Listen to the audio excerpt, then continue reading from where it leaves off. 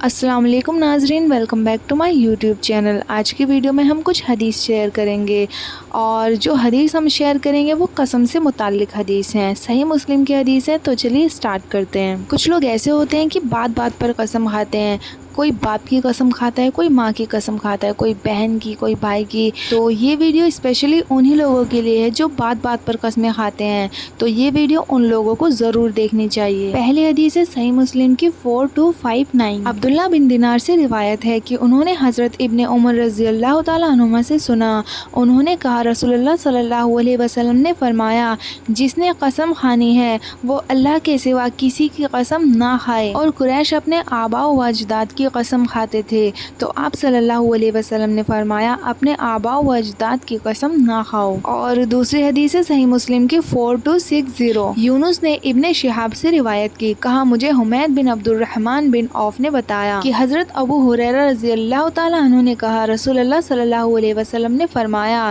تم میں سے جس نے حلف اٹھایا اور اپنے حلف میں کہا لات کی قسم، تو وہ لا الہ الا اللہ کہے، اور جس نے اپنے ساتھی سے کہا آؤ جوا کھیلیں، تو وہ صدقہ کرے۔ اور تیسری حدیث ہے صحیح مسلم کی 4263۔ غیلان بن جریر نے ابو بردہ سے اور انہوں نے حضرت ابو موسیٰ اشعری رضی اللہ تعالیٰ عنہ سے روایت کی، انہوں نے کہا میں نبی صلی اللہ علیہ وسلم کی خدمت میں حاضر ہوا، میں اشعریوں کی ایک جماعت کے ساتھ تھا، ہم آپ سے سواری کے طلبگار تھے، تو آپ صلی اللہ علیہ وسلم نے فرمایا اللہ کی قسم میں تمہیں سواری مہیا نہیں کروں گا، اور نہ میرے پاس کوئی سواری ہے جس پر میں تمہیں سوار کروں۔ کہا جتنی دیر اللہ نے چاہا ہم ٹھہرے، پھر آپ کے پاس اونٹ لائے گئے، تو آپ نے ہمیں سفید کوہان والے 3 جوڑے اونٹ دینے کا حکم دیا۔ جب ہم چلے ہم نے کہا، یا ہم نے ایک دوسرے سے کہا اللہ ہمیں برکت نہیں دے گا، ہم رسول اللہ صلی اللہ علیہ وسلم کی خدمت میں سواری حاصل کرنے کے لیے حاضر ہوئے تھے، تو آپ نے ہمیں سواری نہ دینے کی قسم کھائی، پھر آپ نے ہمیں سواری دے دی۔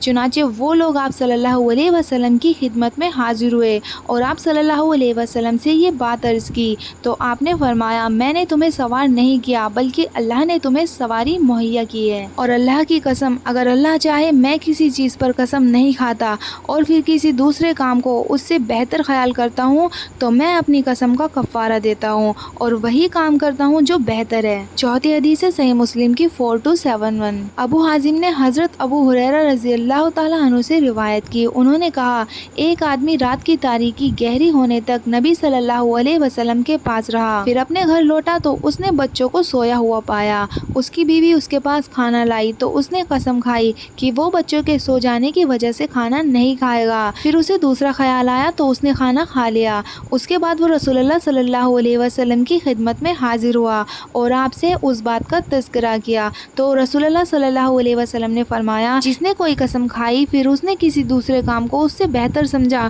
تو وہ وہی کام کر لے اور اپنی قسم کا کفارہ ادا کر دے۔ پانچویں حدیث ہے 4273۔ رسول اللہ صلی اللہ علیہ وسلم نے فرمایا جس نے کوئی قسم کھائی پھر اس کے بجائے دوسرے کام کو اس سے بہتر خیال کیا، تو وہ وہی کام کرے جو بہتر ہے اور اپنی قسم کا کفارہ ادا کرے۔